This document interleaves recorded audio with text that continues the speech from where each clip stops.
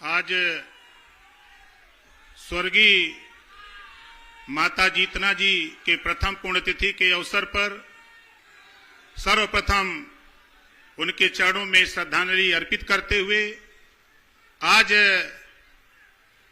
इस कार्यक्रम में भारत के सबसे बड़े प्रदेश उत्तर प्रदेश के यशस्वी मुख्यमंत्री माननीय योगी आदित्यनाथ जी का मैं स्वागत अभिनंदन करता हूं कि आज आपने एक छोटे से गांव से मैं निकला और ये ऊसर का इलाका था और आज मुझे कहने में कोई गुरेज नहीं, आपके आने से आज इस ऊसर का नाम हम दूसर रखने की तैयारी में भी हैं। हमारे मंच पर माननीय वित्त मंत्री एवं संसदीय कार्य मंत्री माननीय सुरेश खन्ना जी इधर आए हैं, उनका भी हम स्वागत अभिनंदन करते हैं। इस पिंडरा विधानसभा से विधायक माननीय अवधेश सिंह जी का हम हार्दिक स्वागत अभिनंदन करते हैं और विभिन्न गांवों से चलकर आए हुए पितातुल बुजुर्गों, नौजवान साथियों, माताओं और बहनों, पत्रकार भाइयों, सुरक्षा में लगे सुरक्षा कर्मचारी, अधिकारीगण, आज इस श्रद्धांजलि की बेला में प्रथम पुण्यतिथि के अवसर पर हम सभी लोगों का स्वागत करते हैं, अभिनंदन करते हैं कि आज आप लोगों ने आकर हमारा ही नहीं प्रदेश को एक नई दिशा देने का काम जो माननीय मुख्यमंत्री जी आज 8 साल से कर रहे हैं, आज आपको बताने में मुझे खुशी हो रही है कि ये वही फतेहपुर गांव है। माननीय मुख्यमंत्री जी, मैं इस गांव से जब पढ़ने जाता था, फीस नहीं मिलती थी तो रात को ऑटो रिक्शा बनारस चलाता था।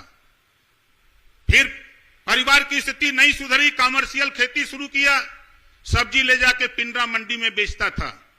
फिर पत्नी को 1995 में जिला पंचायत बनाया, परिस्थिति गरीबी का आलम था। मैंने इसी सिंधोरा फूलपुर रोड पर 13 किलोमीटर में खुद ड्राइविंग करके जीप चलाया। और जीप क्यों चलाया? मां ने कहा था, बेटा किसी के सामने कहीं गलत काम मत करना, चोरी डकैती मत करना, मेहनत मजदूरी करके निश्चित तुम आगे बढ़ोगे, तुम खाली मेहनत करते जाओ और आगे देखो परिणाम मिलेगा। मां के आशीर्वाद, हमारे मंच पर पिताजी बैठे हैं, श्री सन्नू राजभर जी मंच पे बैठे हैं, इनका बराबर सहयोग मिलता रहा, माता पिता का ये बराबर कहते रहे कि आप संघर्ष करो। आश्चर्य होता है साथी, जब मैं जीप चला रहा था, पत्नी जिला पंचायत चुनाव जीती तो जो सवारी चढ़ती थी, सवारी किराया नहीं देती थी क्योंकि उन लोगों ने वोट दिया था, इसी इलाके का था मामला। मजबूरन में मुझे जब घर से डीजल भराना पड़ा तो जीप को मैंने बेच दिया और बेच करके मैं एक घटना घटी राजनीति में और उस घटना के बाद मैं चला गया मान्यवर कांसीराम जी के शरण में और कांसीराम जी ने मुझे पढ़ाया कि गरीब, कमजोर, पिछड़े, दलित, अल्पसंख्यक की सेवा करो, एक दिन तुम निश्चित आगे बढ़ोगे। आज आप लोगों के आशीर्वाद से आपके बीच में माननीय मुख्यमंत्री जी आए हैं, ये सब इससे बड़ा गर्व हमको महसूस हो रहा है कि इससे बड़ा कुछ हमको नहीं मिल सकता। आज मुझे खुशी है कि जब हमारे पुराने साथियों से मैं कहता था, परसों मैंने कहा कि माननीय मुख्यमंत्री जी आ रहे हैं, तो लोगों ने कहा कि मुख्यमंत्री जी आ रहे हैं। हमने कहा उम्मीद नहीं है, क्या नहीं, उम्मीद तो है, आप जो कहते वही होता है।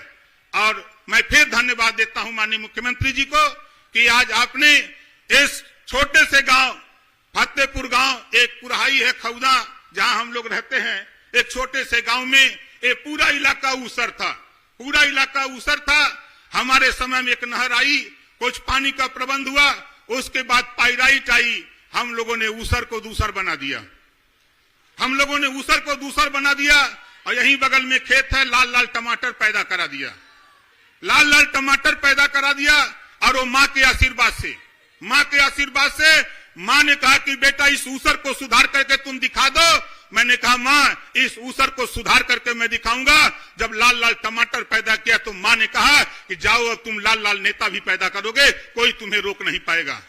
आज हजारों की संख्या में हमारे नेतागण आए, हम आपको भी धन्यवाद देते हैं कि आप लोगों ने इस कटाई की बेला में, गेहूं की कटाई चल रही है, इतनी संख्या में आप उपस्थित हो।